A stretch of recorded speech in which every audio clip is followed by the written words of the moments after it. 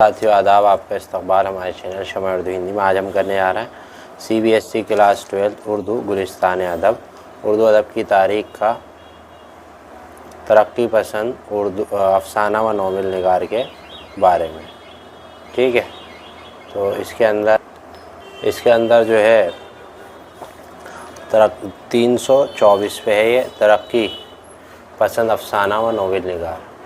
بہت سارے ہیں ترقی پسند افسانہ و ناول نگار، ٹھیک ہے۔ ان میں سے سب سے پہلے آتے ہیں سجاد ظہیر۔ سجاد ظہیر کی جو ولادت ہے وہ 1904 ہے اور وفات 1973 ہے۔ ترقی پسند ادیب میں ہے جنہوں نے علمی، ادبی، تنقیدی مضامین لکھے، چند افسانے تحریر کی اور ناولوں سے گریز کی۔ البتہ ناولٹ یعنی لندن کا ایک رات لکھا جو 1939 میں شائع ہوا۔ اسی طرح اردو میں ناولٹ نگاری کا ایک نیا باب شروع ہوا، ٹھیک ہے۔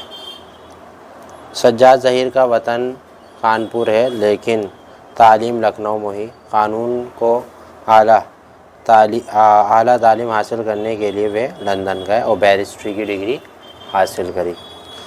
انہی نوجوانوں نے 1936 میں انجمن ترقی پسند مصنفین کی بنیاد رکھی۔ 1936 میں افسانوں کا ایک مجموعہ انگارے کے نام سے شائع ہوا۔ اس میں رشید جہاں، احمد علی اور محمود ذوالظفر کے علاوہ سجاد ظہیر کے بھی افسانے۔ ان کا مقصد حقیقت نگاری کے ذریعے مروجہ قدروں پر چوٹ کرنا تھا۔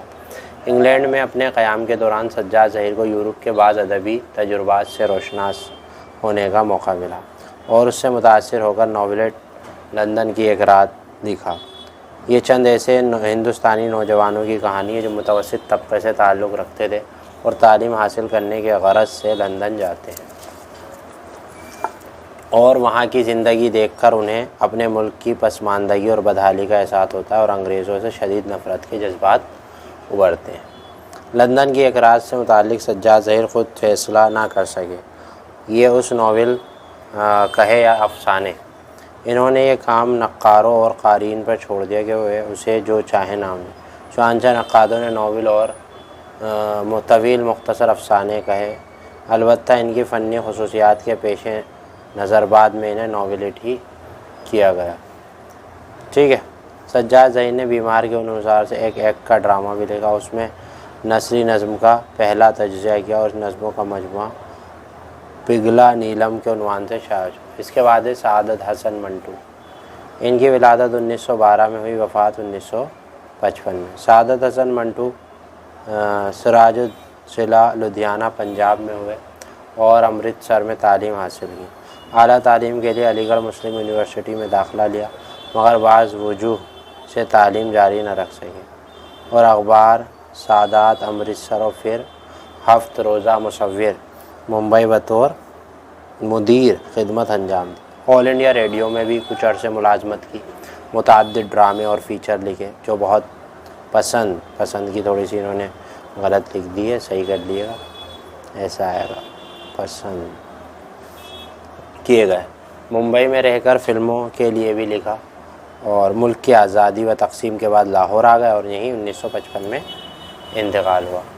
منٹو نے ابتدا میں روسی کہانیوں کا اردو ترجمہ کیا، گورکی اور مارکس کی تحریروں سے متاثر ہوئے اور ترقی پسند تحریک سے بھی وابستہ ہوئے، مگر بعد ازیں انہوں نے علیحدگی اختیار کی۔ منٹو بنیادی طور پر سماجی حقیقت نگار ہیں۔ انہوں نے سماج میں جہاں اور جیسی برائی نظر آتی ہیں اس پر قلم اٹھاتے۔ ملک کی آزادی کے وقت فرقہ وارانہ فسادات اور جنسی کجروی پر لکھتے۔ ان کے افسانے بے حد مقبول ہیں۔ دراصل انہوں نے جتنے بھی افسانے لکھے ان میں ایک طرح کی شدت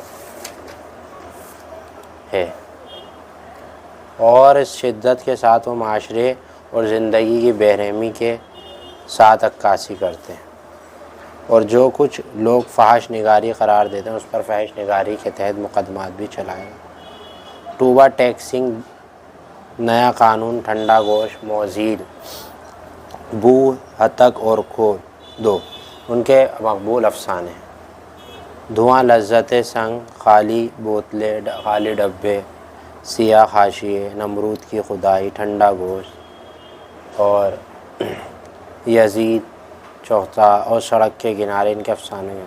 مڑبو نے ایک ناول بلا عنوان کے نام سے بھی لکھا۔